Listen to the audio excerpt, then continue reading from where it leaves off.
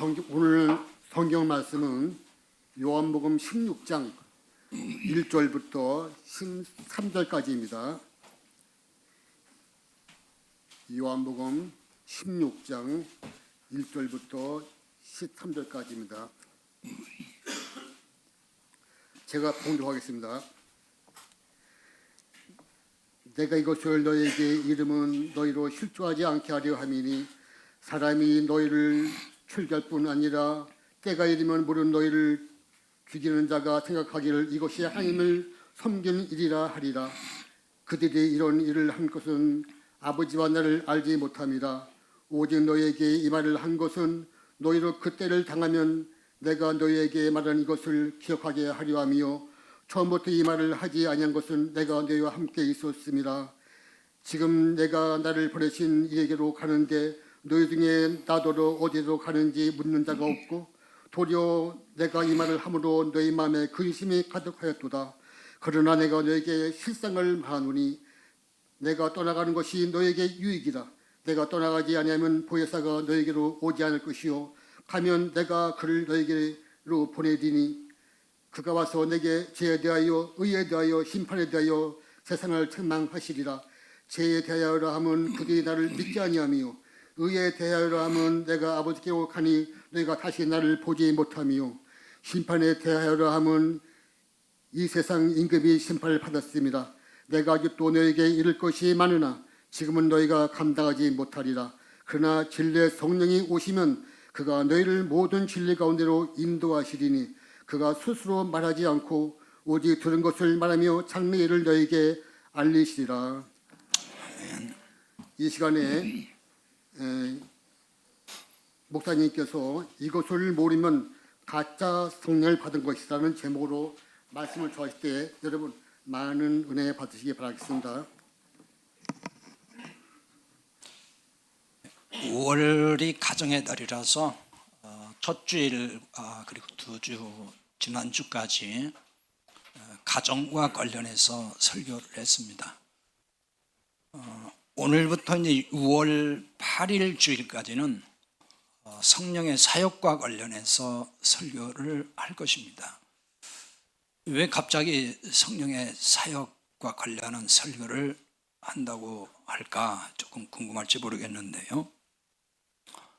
6월 8일 주일이 달력에 보면은 물론 이제 교회에서 만드는 달력인데 성령 강림 주일 이렇게 나와 있습니다.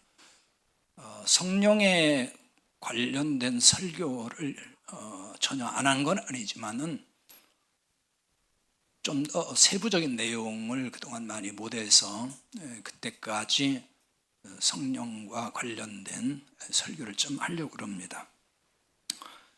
오순절에 성령이 오셨잖아요. 그래서 성령 강림 주일이라는 말이 오순절에 오셨기 때문에 붙여진 이름인데 오순절 운동이라고도 그러고 뭐 오순절 계통의 교회들이라고 있는데 그 설명은 다 하지 않겠습니다만은 주로 이제 성령 사역을 강조하거나 성령의 은사를 많이 이야기하면은 오순절 계통 교회라고 또 이야기할 때도 있습니다. 이제 오순절에 성령이 오셨는데 이때가 예수님의 부활 후부터 계산을 하면은 50일째입니다. 부활 후에 승천하셨잖아요. 그때부터 하면은 10일째 성령이 그때 강림하셨습니다. 이때 이제 오순절이라고 하는 것은 구약의 절기인 오순절, 바로 그때 성령이 강림해서 그렇습니다. 왜 그때 강림했는지에 대해서는 그 전에 한번 설교는 한 적 있는 것 같긴 한데 6월 8일이 되면은 그때 가서 좀 더 언급을 한번 하겠습니다. 근데 이제 오순절을 구약에서 77절이라고도 하죠. 7일씩 7주간이라는 뜻입니다. 그러니까 7일씩 7주간 49죠. 그 다음 날이 50. 그래서 오순절이라고 붙였고 이것을 이제 맥주절이라고 해서 한국 교회는 7월 중에 보통 지키거든요. 근데 이제 성령 강림은 사실은 맥추절, 그러니까 77절, 맥추절 다 같은 절기예요. 그러니까 한국 교회는 이걸 분리해 가지고 이제 절기처럼 지키는데 뭐가 맞지 않는 거죠, 사실은. 자, 아무튼 그 부활하신 예수님이 승천하시기 전에 제자들에게 당부한 말씀이 있죠. 누가복음 24장 49절에 보면은 내 아버지께서 약속하신 것을 너희에게 보내신다, 이렇게 예수님 말씀을 하시면서 위로부터 능력으로 입혀질 때까지 이 성에 머물라, 이렇게 말씀을 하십니다. 이 성은 예루살렘 성이죠. 그리고 이제 사도행전 1장 4절에서 5절로 가서 보면은 예루살렘을 떠나지 말고 아버지께서 약속하신 것을 기다리라, 이렇게 말씀을 하시죠. 그러면 몇 날이 못 되어 성령으로 세례를 받으리라, 이렇게 말씀을 하십니다. 누가복음에서는 능력으로 입혀지는 것, 이렇게 표현을 했고, 사도행전에 와서는 성령으로 세례받는 것으로 말씀을 해요. 누가복음이나 사도행전은 기록한 자가 누가입니다. 그러니까 누가복음의 후속편이 사도행전이라고 봐도 무방해요. 그러니까 표현만 이게 지금 그 능력으로 입혀지는 거, 성령으로 세례받는 거, 표현은 다르지만은 같은 뜻으로 읽어도 상관없습니다. 성령의 이제 세례 또는 이제 성령의 충만, 성령의 능력, 성령의 은사, 이런 개념이 잘 정리가 돼야 합니다. 이걸 잘 이해를 해야 되는데 이런 용어 개념부터 이해를 잘못하면은 성령님을 오해할 수가 있어요. 한국교회의 가장 큰 문제 중에 하나가 성령님에 대한 오해입니다. 잘못 알고 있는 부분이 굉장히 많습니다. 자, 우선 성령님이 어떤 일을 위해 오셨는지만 깨달아도 성령님을 오해하지 않을 수가 있어요. 성령님이 왜 오셨는가? 성령님이 왜 우리 가운데 오셨는가? 어떤 일을 위해 오셨을까 하는 겁니다. 요한복음 15장 26절에 이렇게 말씀합니다. 내가 아버지께로부터 너희에게 보낼 보혜사, 곧 아버지로부터 나오시는 진리의 성령이 오실 때 그가 나를 증언하실 것이요. 여기 보면은 성령님이 왜 오셨는지를 단적으로 그냥 볼 수 있죠. 여기 성령님을 보혜사라고 나옵니다. 보혜사라고 했어요. 이 보혜사라는 말은 우리말에 쓰는 말은 아니죠, 지금. 이 보자, 보혜사 한자입니다. 보자는 뭐 지킨다, 지킬 보, 혹은 그 보호할 보, 뭐 그런 보자인데, 그 다음에 해자는 은혜 해자고 사자는 스승사자를 쓰고 있어요. 그렇게 이제 번역을 해놓은 건데 헬라어에서는 이걸 파라클레토스 이렇게 말합니다. 이게 무슨 뜻이냐면요, 상담자 혹은 돕는 자, 또 변호자, 위로자, 뭐 중재자 등등의 그 비슷비슷한 뜻을 가지고 있습니다. 성령님만 보혜사는 아니에요. 원래 예수님이 보혜사로 오셨어요. 요한복음 14장 16절 17절에 그렇게 말씀합니다. 거기 이렇게 나와 있어요. 내가 아버지께 구하겠으니 그가 또 다른 보혜사를 너희에게 주사 영원토록 너희와 함께 있게 하리니 그는 진리의 영이라. 바로 이 말씀인데요, 여기 성령님을 또 다른 보혜사라고 표현했어요. 예수님이 하시는 말씀이에요. 또 다른 보혜사를 보낸다 하셨는데 이런 얘기가 되는 거죠. 예수님이 보혜사로 오셨습니다. 오셨는데 성령님도 또 보혜사로 오신다, 그 말씀인 거예요. 이 말은 그러니까 예수님이 보혜사예요. 성령님은 또 다른 보혜사예요. 그러니까 예수님이 떠나시고 나면은 오시는 분이에요. 그러니까 예수님을 대신해서 성령님이 오셨다는 말과도 같은 거죠. 보혜사는 말씀드렸듯이 상담자 또는 돕는 자, 중재자, 변호자, 위로자 이런 뜻이라고 했는데요. 그렇다면 성령님이 임한 사람이 누구예요? 구원받은 사람이에요. 구원받은 사람을 성령으로 거듭났다고 하잖아요. 성령이 임하는 거예요. 성령이 임한 사람에게 위로가 필요할 때가 있겠죠. 우리는 사람으로 사니까 위로가 필요해요. 그 위로가 필요할 때에 누가 위로해 줄까요? 내 안에 계신 성령님이 위로해 주신다는 얘기예요. 성령님은 우리를 돕는 분이고 또 변호하는 분이라고 그랬잖아요. 그러므로 이걸 쉽게 말하면은 우리에게는 든든한 지원군이 된다 하는 말과도 같은 거예요. 우리가 살면서 여러 가지로 다 표현할 수는 없지만 힘들고 어려울 때 있잖아요. 상처도 받고 또 그래서 낙심도 찾아오고 그러는데 그때마다 위로해 주시고 응원해 주시는 분이 내 안에 계신 성령님이다 하는 거예요. 따라서 진짜 성령님이 임하면은 사람의 위로는 그렇게 절실하지는 않아요. 사람이니까 사람을 통해서 받는 위로가 필요 없다는 게 아니에요. 필요하죠. 그러나 그것이 그렇게 절대적이거나 그것에 목매이지는 않는다는 거예요.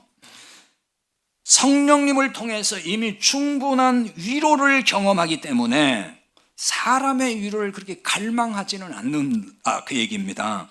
그래서 이런 신자는 교회에서 위로해 주는 사람이 없다 그래가지고 시험 받거나 그러진 않아요.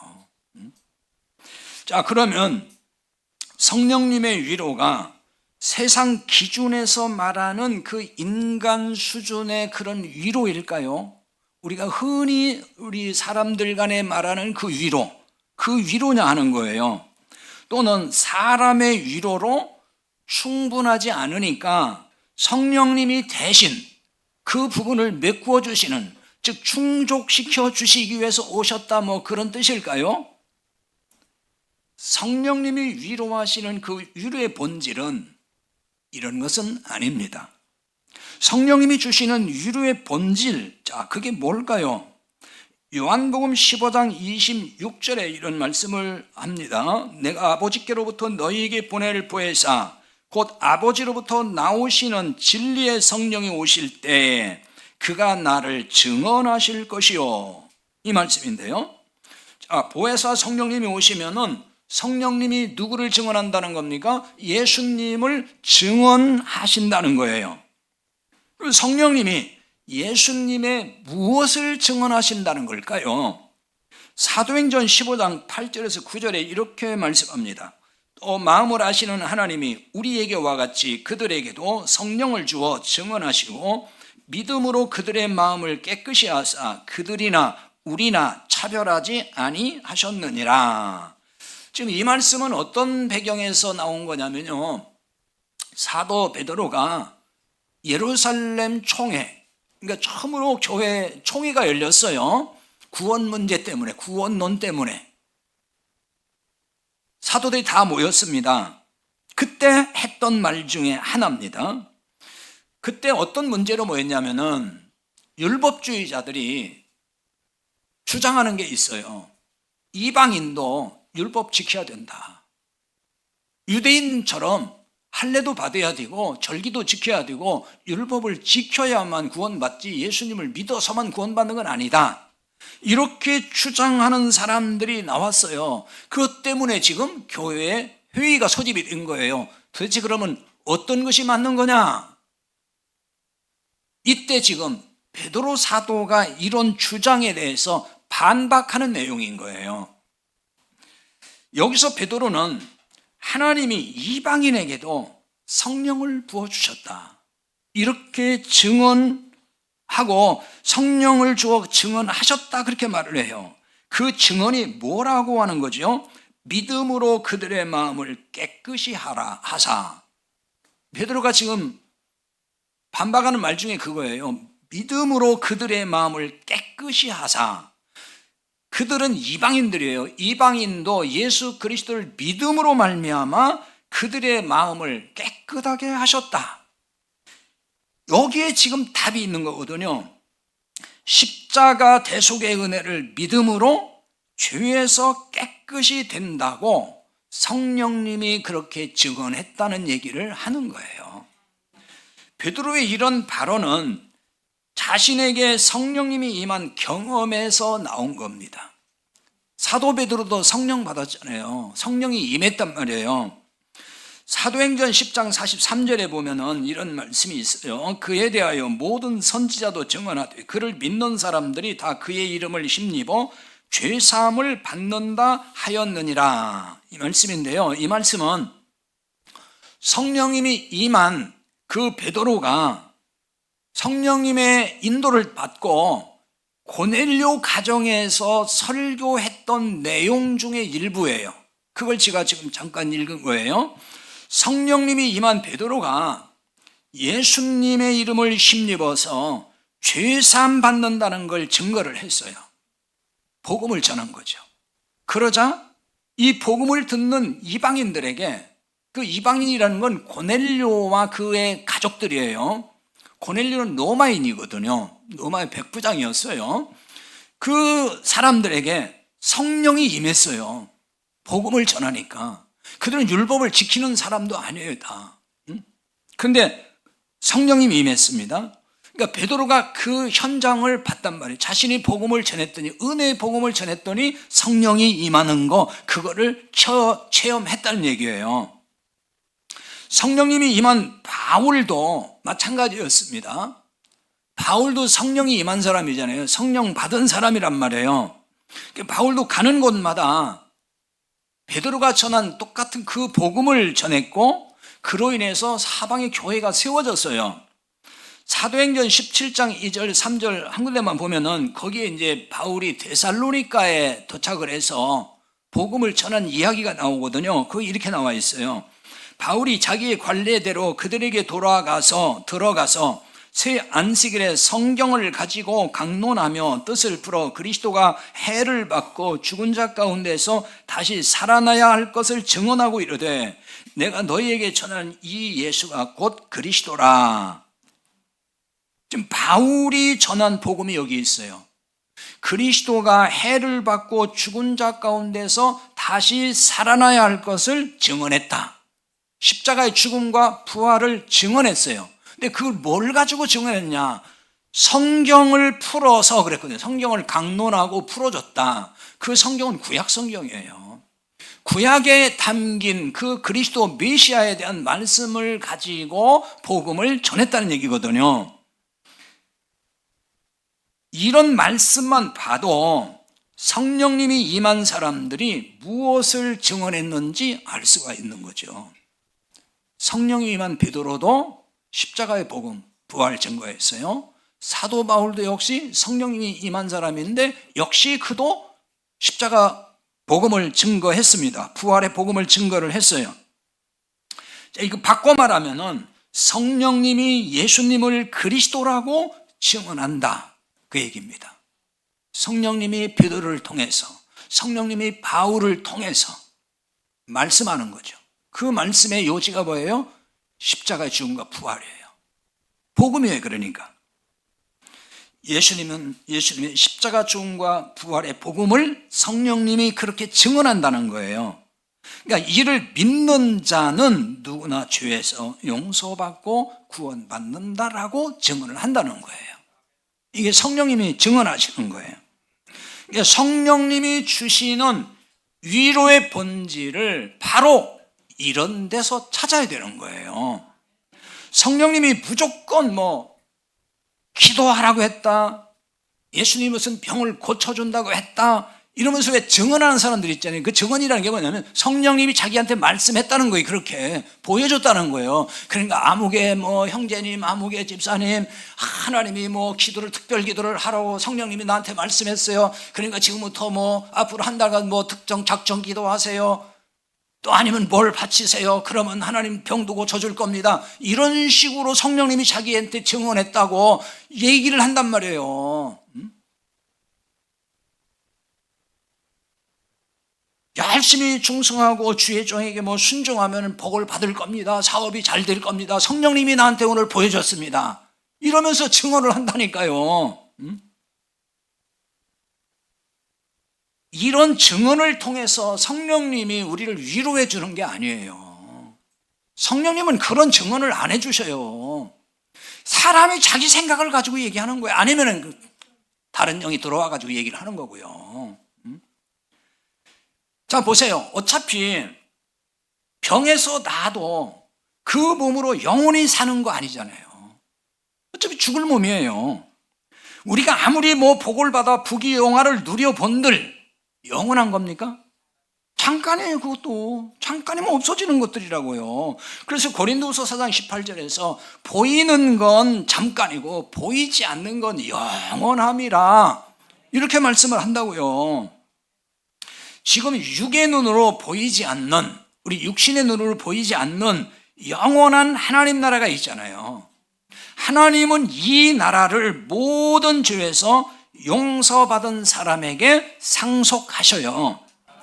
이런 점을 다른 말로 또 하나님 나라를 기업으로 받는다 이렇게 말을 하잖아요. 성령님이 바로 이런 믿음을 우리에게 주시는 거예요. 이걸 깨닫게 해준단 말이에요. 그러니까 이것이 성령님이 주시는 위로의 은혜라고 하는 거예요. 자, 성령님은 항상 우리에게 오셔서 뭘 자꾸 확신을 줘요? 너는 이제 모든 죄에서 용서받은 하나님의 아들이야. 너는 이제 죄 없이 내가 깨끗하게 해줬어. 너는 이제 의로운 사람이야. 성령님이 우리에게 이런 확신을 주는 거예요. 그것을 우리는 일반적으로 구원의 확신 이렇게 얘기를 또 하는 거예요. 그런 걸 통해서 확신을 주고 그런 걸 통해서 우리에게 믿음을 주는 거지, 눈에 보이는 뭐 기적 같은 걸 통해서 증언한다고 하지 않는다고요. 그러니까 성령님의 이런 말씀이 얼마나 위로가 되는 겁니까? 위로 안 되는 겁니까? 이런 말씀이? 그냥 돈 1,000,000원에도 주야 위로가 되는 거지 항상. 항상 우리 눈에 보이는 거 그것 가지고 맨날 위로받는다고 얘기를 한다고요. 그러니까 복음을 좀 더 깊이 알아듣고 깨달아야 돼요. 그러니까 이렇게 세상 걸로 자꾸 위로를 받으려고 하는 사람들은 복음을 전하면 위로를 못 받는다고 얘기를 해요. 복음을 못 알아들으니까, 깨달음이 없으니까. 성경에서 말한 진짜를 얘기해야 그걸 통해서 위로를 받고 힘을 얻어야 되는데, 그런 얘기를 하면 졸고 있고, 복 받아서 잘 될 겁니다 이런 얘기하면 번쩍 눈을 뜨고 아멘 또 그러고 있고. 자, 그렇다 보니까 목회자들이 이 세상 걸 자꾸 제시하면서 신자들을 위로한답시고 그 위로의 설교를 한다고요. 이런 목회자들은 사실 성령님이 임했다고 볼 수가 없어요. 왜? 자꾸 성경에도 없는 이 세상 걸 가지고 위로 받으십시오. 뭐 이제 조금만 잘 참고 기도 좀 더 많이 하세요. 그러면 하나님이 복 줄 날이 올 겁니다. 잘 될 날이 올 겁니다. 이런 얘기를 계속하면서 막 위로 받으라고 그러잖아요. 그건 복음이 아니에요. 이런 것이 다 뭐냐면은 기복주의에서 나온 기복적 설교라고 하는 거예요. 이 기복주의는 눈에 보이는 땅의 것들을 이렇게 갈망하게 만들어요. 그걸 계속 제시해 주잖아요. 이렇게 하면 잘 되고 저렇게 하면 뭐가 잘 되고 복 받고. 근데 이런 갈망은 위로를 못 받아요. 위로를 줄 수가 없어요. 여러분 땅의 것 가지고 위로 받을 것 같습니까? 잠깐은 또 그럴지 몰라요. 그거 얼마 못 가요. 오히려 점점 위로의 갈증에 빠져들어요. 이런 목회자들 대부분은요, 구원받으려면은 죄를 짓지 않고 살아야 한다 이렇게 설교를 한다고요. 왜냐하면은 하나님이 이렇게 복 주려면은, 이렇게 당신이 복을 받고 잘 되려면은 죄를 지면 안 된다, 죄를 지니까 안 된다 이런 식의 논리를 계속 펴거든요. 그러니까 거기에 뭐가 깔렸냐면 구원받으려면 죄를 짓고 살면 안 된다 이렇게 얘기를 해요. 죄를 짓고 살면 구원받지 못하고 복을 받지 못한다라는 주장을 한다고요. 그래서 뭘 가르치냐면 날마다 회개해야 된다. 그래서 날마다 회개하러 신자들을 닥달한다고요. 만큼의 죄라도 있으면 그것 때문에 기도 응답이 안 되고 당신은 복을 못 받는다. 주의 종 마음을 만큼이라도 아픈 게 있으면 다 그걸 고백하고 용서받아야 된다. 막 이런 식이잖아요, 전부 다. 얼핏 들으면은 옳은 말 같죠. 아, 그렇지. 죄를 짓고 어떻게 구원을 받아. 딱 맞는 말 같죠? 그러나 성경이 가르치는 복음이 이걸까요? 여러분 잘 깨달아야 돼요. 자, 오늘 말씀을 잘 들으세요. 8절 보세요. 그가 와서 죄에 대하여, 의에 대하여, 심판에 대하여 세상을 책망하시리라 그랬어요. 여기 책망한다는 얘기는 꾸짖는다는 뜻도 있고 또 이렇게 설득시킨다는 뜻도 있어요. 확신시킨다 혹은 반박한다, 뭐 여러 뜻이 있습니다. 그러니까 성령님이 우리에게 오시면은 우리가 잘못 알고 있는 죄에 대해서, 의에 대해서, 심판에 대해서 그거 아니다. 내가 알고 있는 죄 그거 아니야. 내가 알고 있는 의 그거 아니야. 내가 알고 있는 심판 그거 아니야. 성령님이 우리를 설득해서 깨닫도록 해주신다는 거예요. 자, 먼저 그럼 죄에 대하여 책망하시는 부분을 살펴보자고요. 9절에 보면은 죄에 대하여라 하면 그들이 나를 믿지 아니하미요 이렇게 말씀합니다.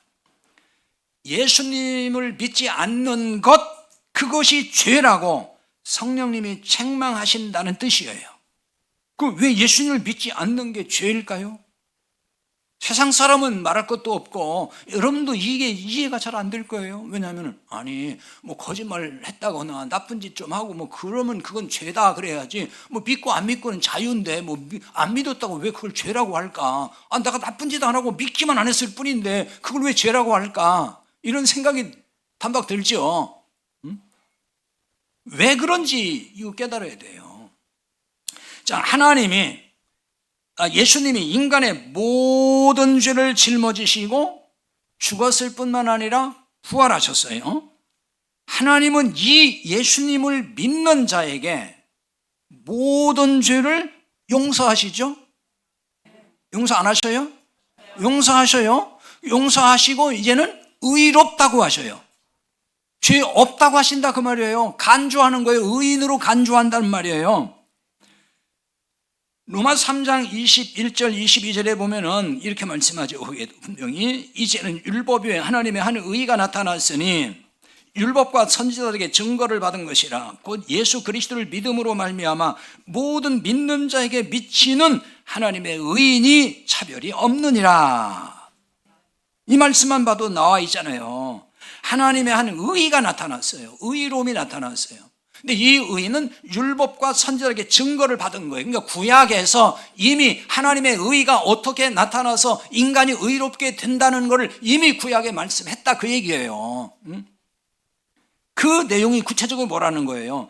그리스도를 믿음으로 말미암아 모든 믿는 자에게 미치는 하나님의 의다.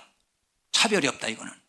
유대인이나 이방인이나 차별이 없다 그 얘기거든요. 그리스도를 믿음으로 말미암아 모든 믿는 자에게 미친다는 얘기는 뭐 도달한다 그 의미보다는 원에서 이 말은 안에 들어온다 그 말이에요. 그러니까 하나님의 의가 우리 안에 들어오는 거, 하나님의 의로움이 우리 안에 들어온다니까요. 그리고 우리는 의로운 자가 되는 거예요. 그래서 로마서 3장 24절에도 보면 이렇게 말씀해요. 그리스도 예수 안에 있는 성령으로 말미암아 하나님의 은혜로 값없이 의롭다 하시면 얻은 자가 되었느니라. 그러니까 하나님의 의, 그래서 의롭게 되는 그것이 어떻게 해서 그렇게 된 거냐? 예수 안에 있는 성령으로 말미암아. 성령이라는 말은 몸값이라는 말이에요. 속전. 예수님의 십자가 죽음을 통해서 생명값을 지불했다는 뜻이에요. 그것으로 인해 하나님의 은혜로, 그게 하나님의 은혜를 우리에게 주시는 거예요. 값없이라는 얘기는 선물로 그 말이에요. 혹은 이유 없이, 어떤 조건과 이유 없어요. 누구나 그래서 믿는 자에게 그 의가 이루어진다. 의롭다 하심을 얻은 자 된다. 의롭게 해주신다는 거예요. 죄 없다고 하신다는 거예요. 그러니까 예수님을 믿지 않는다는 말을 이런 점에서 깨달아야 되는 거예요. 예수님 믿지 않는다는 게 무슨 얘기인가? 왜 믿지 않기 때문에 구원을 못 받는가? 그리스도의 속량을 믿음으로 값없이 의롭게 된다는 걸 믿지 않는 거, 그걸 말하는 거라고요.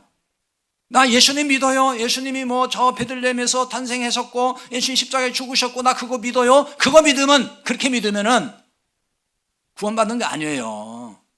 예수님의 그 속량은 내 죄를 다 가져가셨다고 하는 거, 그래서 값없이 의롭게 된다고 하는 거, 그거 믿어야 되는 거지. 그냥 표면적으로 드러난 예수님, 그분 나 믿어요, 그 믿음 가지고 구원받는 게 아니라고요.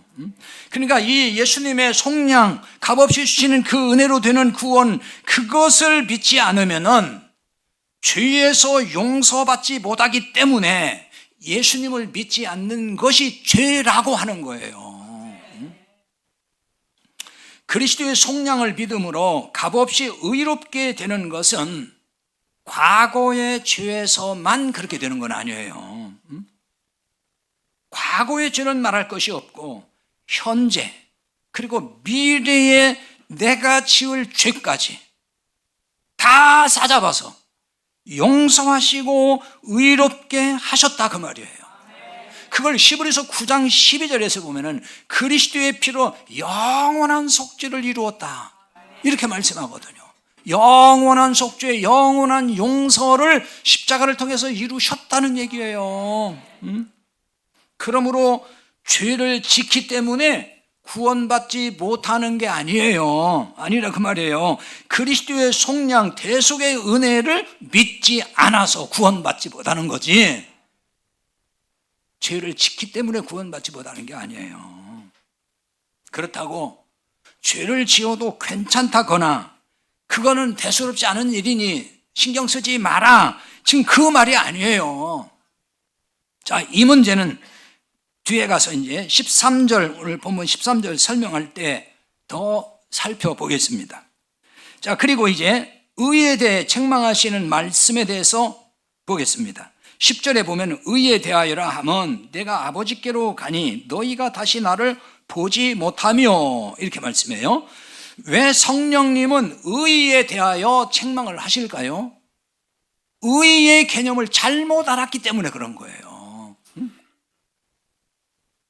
사람들이 율법의 의로 구원받는다고 성경과는 반대로 알고 있고 반대로 가르친다는 거예요. 그러니까 성령님이 그거 아니다, 의롭게 되는 건 율법을 지켜서 되는 게 아니고 네가 도덕적으로 착해서 되는 게 아니고, 그거 알려주신다는 거예요. 로마서에 쭉 그런 말씀 계속 나오죠. 로마서 30장 20절에 이렇게 말씀하죠. 그러므로 율법의 행위로 그의 앞에 의롭다 하심을 얻을 육체가 없나니 율법으로는 죄를 깨달음이니라 그래요.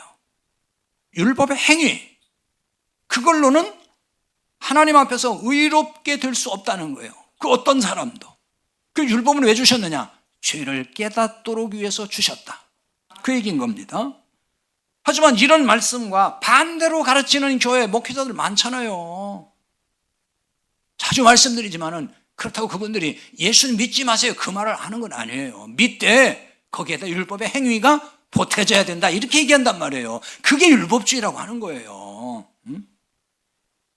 자, 어떻게 죄인이 의롭게 되는 걸까요? 앞서 설명한 대로 그리스도의 속죄를 믿음으로 은혜로 의롭게 되는 거예요. 예수님이 우리를 대신하여 의를 이루셨기 때문인 거죠. 그런데 의를 말씀하신 후에 내가 아버지께로 가니라고 하십니다. 여기서 말하는 의는 예수님이 십자가를 통해 이루신 하나님의 그 의입니다.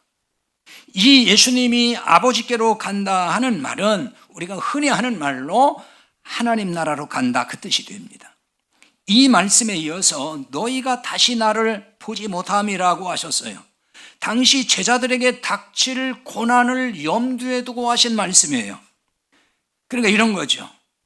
내가 떠나가면 너희들은 나를 이제 못 볼 거다, 육신적으로 못 본다, 그 얘기죠. 그러나 두려워하지 말아라, 그 말씀을 하는 거예요. 왜냐? 내가 떠나지만은 나를 대신해 또 다른 보혜사 성령님이 오신다. 그러니 나 이제 눈에 안 보인다고 걱정하지 마, 두려워하지 마, 그런 얘기거든요. 그럼 이 성령님이 오신다는 것은 무슨 얘기냐면은 내가 너희와, 즉 예수님이 제자들과 우리와 영원히 함께 있다는 뜻이라, 그 얘기인 거예요. 영원히 우리와 함께 한다는 증거란 말이에요. 그래서 요한복음 14장 16절에 말씀하죠. 내가 아버지께 구하겠으니 그가 또 다른 보혜사를 너희에게 주사 영원토록 너희와 함께 있게 하리니. 영원토록 함께 있게 하시는 거예요. 그래서 성령님이 오신 거예요. 따라서 예수님이 아버지께로 가지만 거기에는 너희도 함께 있는 것과 같다는 얘기예요.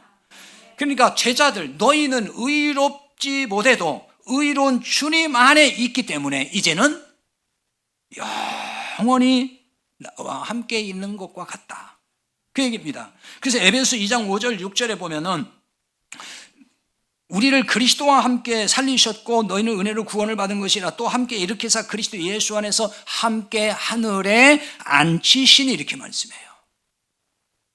그리스도와 함께 이미 우리는 하늘에 앉힌 바 됐다는 거예요.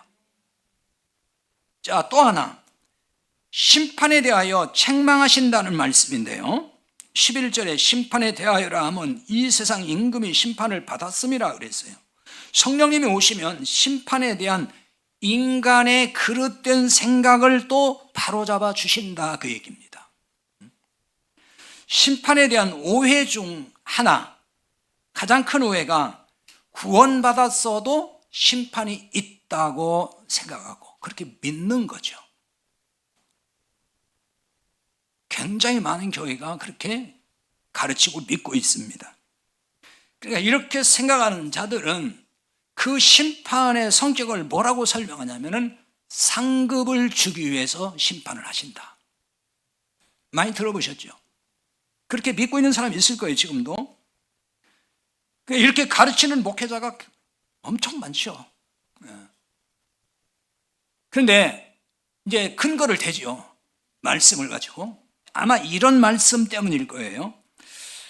전에 제가 또 이것도 설명을 다 한 부분이긴 해요. 근데 잠깐 언급을 하려고 해요.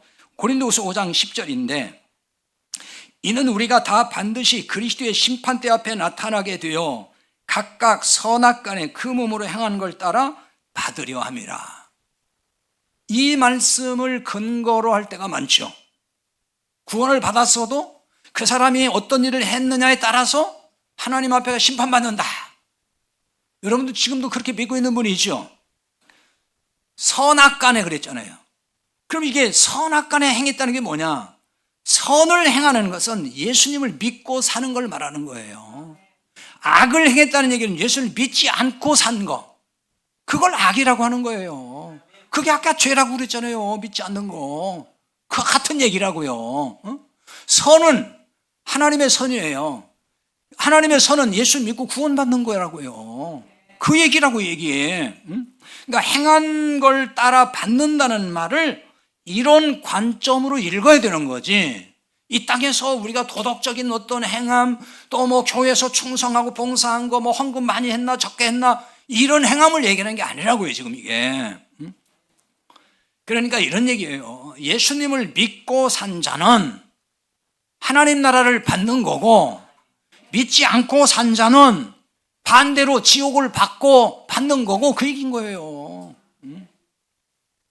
그 다음에 계시록 20장 12절에 보면은 그 말씀이 또 그 비슷한 말씀이 있거든요.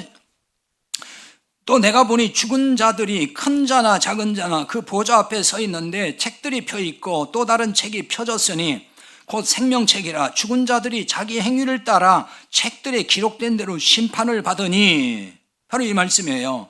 죽은 자들이 자기 행위를 따라 책들에 기록된 대로 심판을 받는다. 그러니까 죽고 나서 구원을 받았어도 행위에 따라 심판을 받는다, 이렇게 얘기한단 말이에요. 근데 여기에 보면은요, 이 책들이 나오고 책이 나와요. 근데 그 책은 구체적으로 생명책이라고 분명히 언급을 해요. 그러니까 책들, 이거는 이제 복수형이거든요, 책들. 근데 이제 생명책이라고 하는 그 책은 그냥 단수예요. 이건 뭘 구분하는 거냐면은 책들에 기록된 사람들은 구원받지 못한 사람들 얘기고 그 책, 그냥 생명책에 기록된 자들은 예수님 믿고 구원받은 자들을 말하는 거예요. 그러니까 여기 자기 행위를 따라 책들에 기록된 대로 심판을 받는다 하는 얘기는 믿지 않고 죽은 자들이 심판받는다, 그 얘기인 거예요. 생명책에 기록된 자들은 예수님을 믿고 은혜로 구원받은 자들이잖아요. 그럼 예수님을 믿고 은혜로 구원받은 하나님의 자녀는 심판이 있어요, 없어요? 없다는 얘기예요. 어떤 심판도 없어요. 은혜로 구원받았기 때문에 상급을 위한 심판도 없는 거예요. 생각을 해봐요. 아니, 천국 갔더니 느닷없이 줄 세우기를 한다? 쫙 줄 세우더니 헌금 1,000만 원 한 사람, 헌금 100만 원 한 사람, 1,000원도 안 한 사람 쫙 세우더니 1등상, 2등상, 장려상 뭐 이렇게 되면 되겠어요? 천국 갔는데?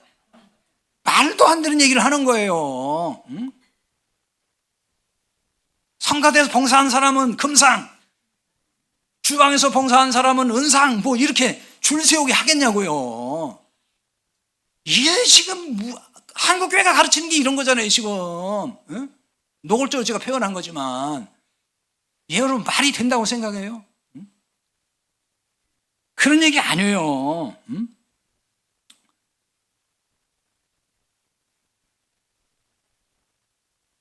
은혜로 구원받았기 때문에 우리는 상급을 위한 심판 이런 거 없어요.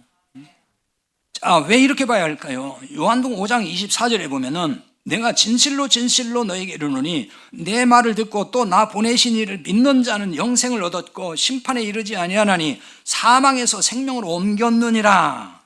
여러분 잘 아는 말씀이죠. 믿는 자는 영생을 얻었고 그랬어요. 이제 우리 번역으로 보면은 과거 시제로 보이죠. 얻었고 했으니까. 근데 이게 과거형이 아니에요. 현재형 시제입니다. 이 말을 그런 얘기예요. 계속해서 영생을 내가 소유하고 있는 상태. 구원받은 시점부터 지금까지 계속 앞으로도 계속 영생을 소유하고 있는 상태란 말이에요. 성도에게 이것이 상급인 거예요.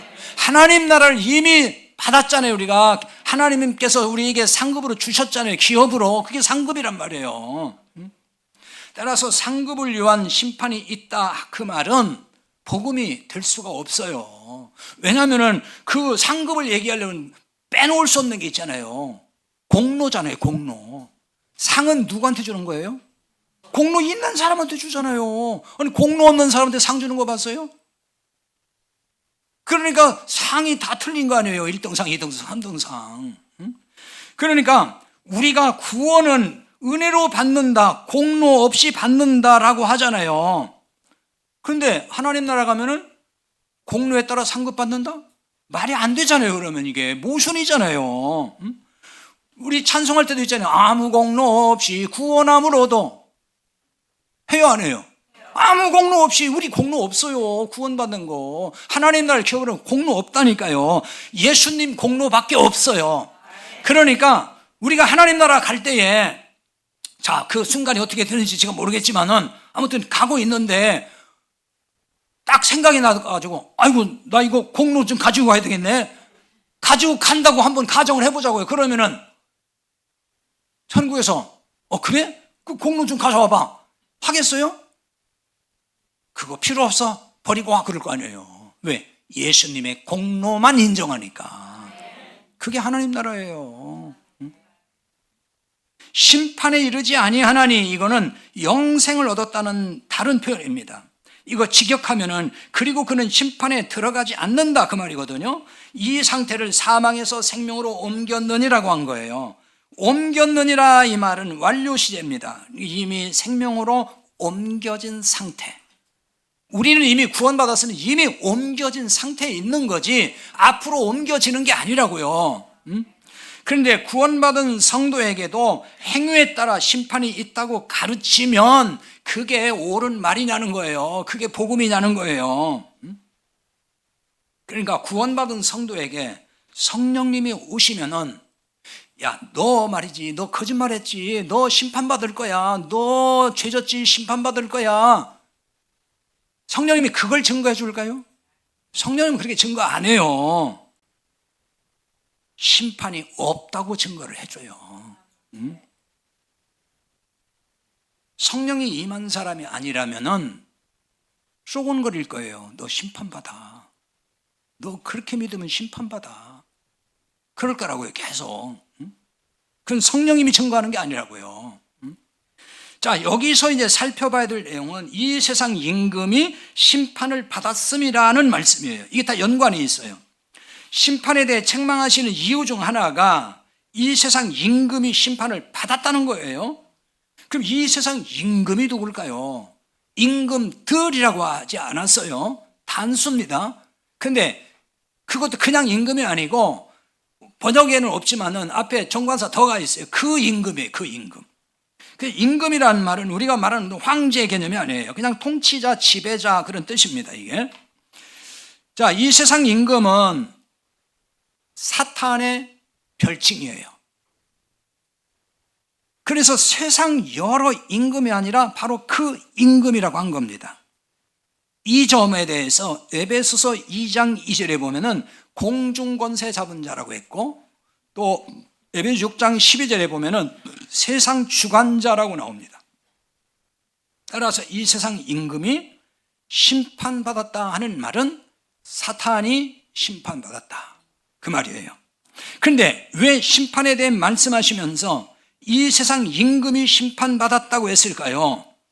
예수님의 십자가 죽음과 부활은 사탄을 심판했다는 뜻이란 말이에요. 근데 우리의 죄만이 아니라 사탄에 대한 심판까지 완료되었다는 뜻인 거예요. 히브리서 2장 14절에 이렇게 말씀하죠. 자녀들은 혈과 육에 속하였음에 그도 또한 같은 모양으로 혈과 육을 함께 지니심은 죽음을 통하여 죽음의 세력을 잡은 자 곧 마귀를 멸하시며, 이런 말씀이 있습니다.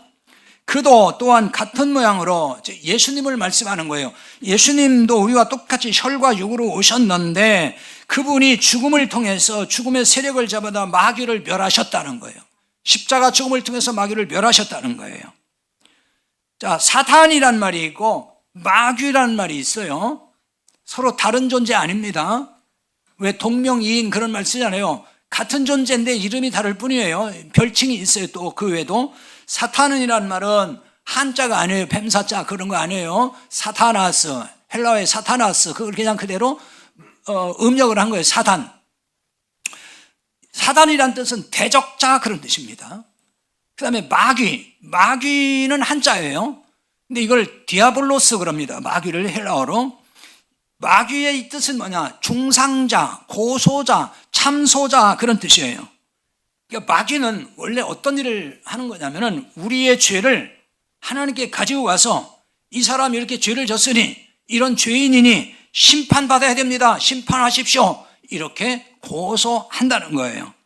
그러나 이제 하나님의 자녀된 자를 심판하라고 하나님께 이제는 고소할 수 없게 됐다는 거죠. 예수님이 다 그 문제를 해결해 주셨단 말이에요. 하지만 진짜 구원받았어도 죄를 지으면은 심판받아서 지옥 간다고 주장하는 이들이 참으로 많죠. 한국교회 굉장히 많아요. 아마 거의 절반 이상 되지 않을까 싶은데요. 이게 그럴듯하게 들려요. 죄를 지면 심판받아 지옥 간다.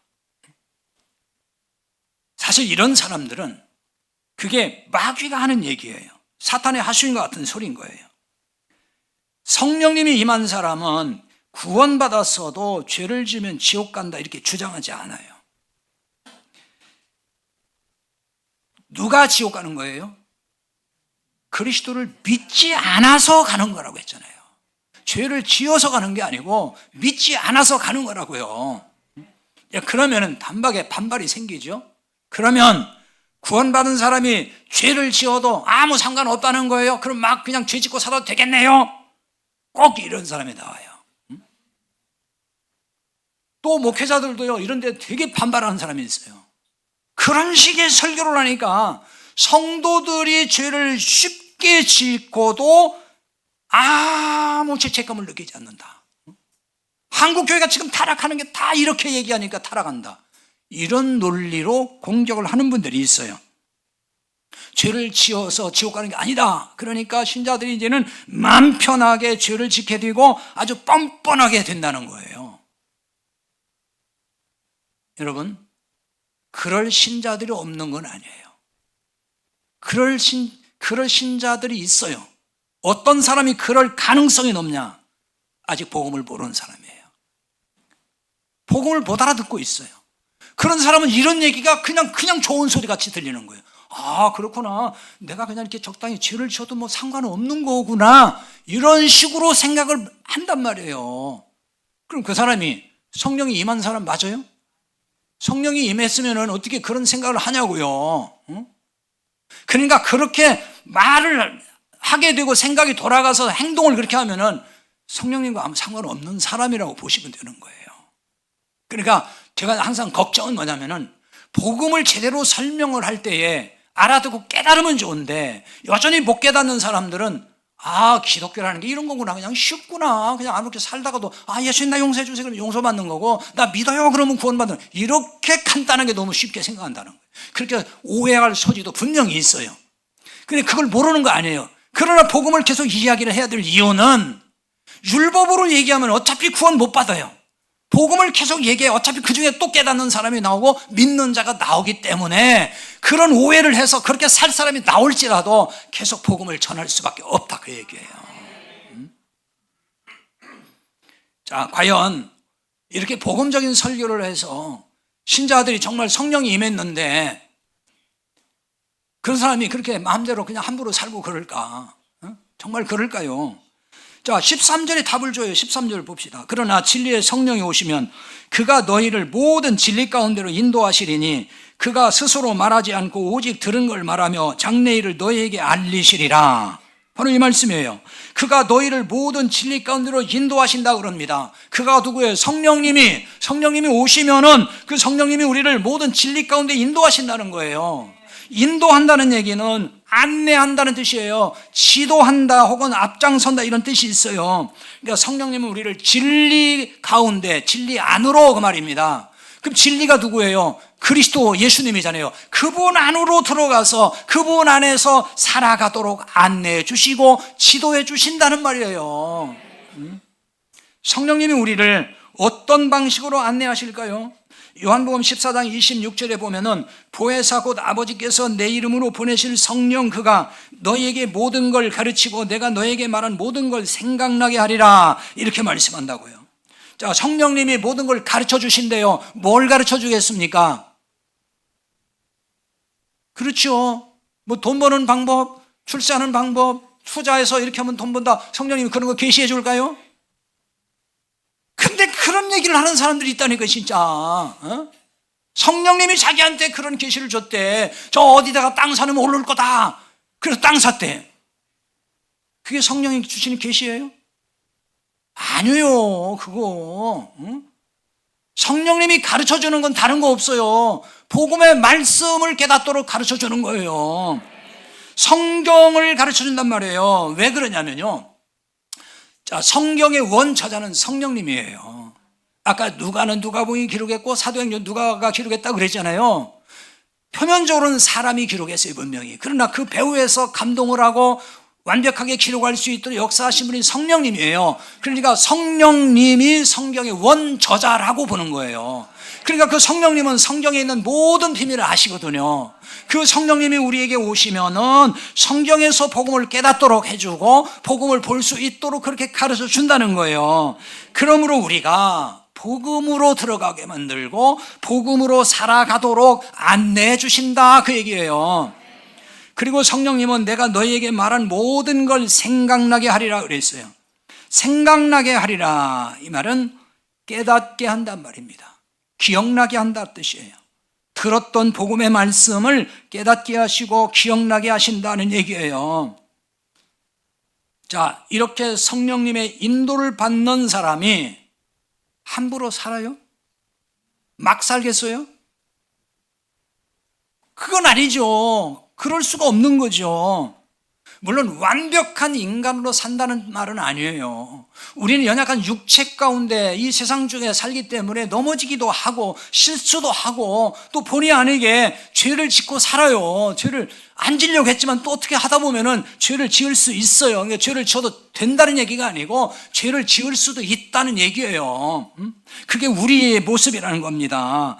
그래서 잘못 이렇게 빗나갈 수도 있고 그릇된 길을 갈 수도 있어요. 그러나 그렇게 가다가도 말씀이 기억나요. 성령님이 우리를 깨우쳐줘요. 너 그렇게 살면 안 돼 하고서 알려준다고요. 말씀을 통해서. 그래서 깨닫게 되고 다시 돌이키며 사는 거예요. 그게 성령이 임한 사람인 거죠. 그가 스스로 말하지 않고 오직 들은 걸 말하며 장래일을 너희에게 알리시리라 그랬어요. 여기 이 말씀도 오해가 많은 거예요. 많은 말씀이에요. 장래일을 너희에게 알리시리라.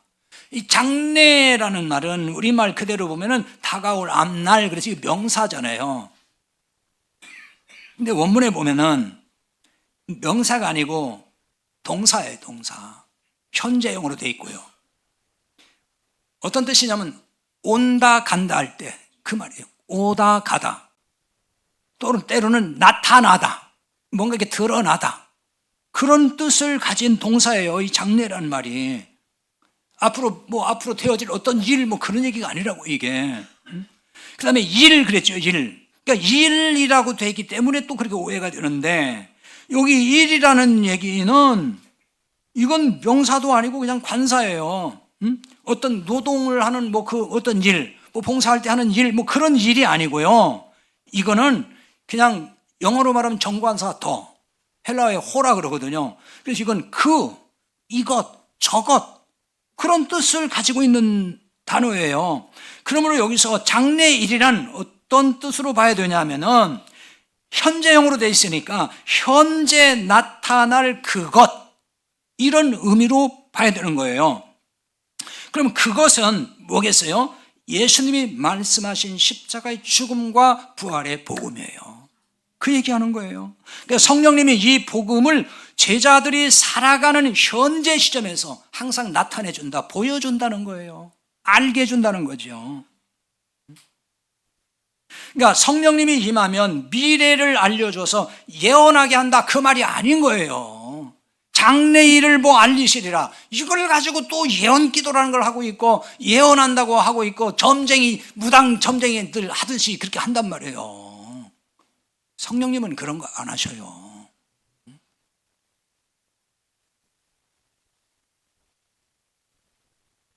성령님이 임하면 그 무슨 미래를 자꾸 보여주는 게 아니라고요. 알려주는 게 아니에요. 미래의 어느 때라도 그 시점에서 현재에, 그러니까 1년 뒤에 미래잖아요. 그럼 1년 뒤에 그 현재, 그러니까 그 현재에 성령님이 항상 우리를 복음을 보여주신다는 거예요. 성경에서 깨닫도록 해준다는 말이에요. 따라서 성령님이 이렇게 복음으로 살도록 우리를 안내해주고 지도해주고 가르쳐준다, 그 얘기예요. 그럼 그 사람이 어떻게 마음대로 사냐고요. 자, 지금까지 살펴본 대로 죄와 심판에 대해서 복음으로 깨달아야 되는 거예요. 이것도 다 복음이지. 그런데 이걸 이제 깨닫지 못하고 몰라요. 이걸 깨닫지 못한다. 그리고 설명을 해줘도 못 깨닫고 받아들이지 못한다. 그 어떤 신자겠어요? 그 성령 받은 신자예요? 성령이 임한 신자가 그렇게 못 알아듣고 엉뚱한 소리 하겠냐고요. 제 아무리 성령 받았고 은사를 받았다고 해도 바로 이걸 모르면 가짜예요. 진짜 아니에요. 죄와 의와 심판이 무엇인지를 모르면 가짜 성령 받은 것이고 그건 가짜 은사란 말이에요. 자, 구원하면 죄와 의와 심판을 율법으로 해석하고 적용하면 그 가짜예요. 그거는 성경은 전부 다 복음을 얘기하는 거지. 네가 이렇게 안 하면 너 죽는다, 너 망한다, 이런 얘기하는 게 아니라고요. 그러니 성령의 은사 운운하면서 율법을 복음이라고 둔갑시켜가지고 가르치고 있다 그러면은 이들을 경계해야 되는 것이고 멀리해야 맞는 거예요. 그런데 쫓아다니면서 머리 들밀고 기도받고 그러지 말라고요. 자, 여러분은 죄와 의와 심판이 무엇을 의미하는지 복음으로 깨닫고 믿어집니까? 그렇다면 이제 성령님이 임한 증거예요, 그게. 이렇게 성령님이 임한 신자가 어떻게 살겠어요? 진리 가운데 인도하시는 성령님의 인도를 따라서 복음적 가치관으로 살 겁니다. 한 주간도 우리 진리 가운데 인도하시는 성령님의 인도를 따라서 승리하며 살기를 바랍니다. 오늘 말씀을 들고 기도하겠습니다. 성령님은 우리를 진리 가운데 인도하십니다.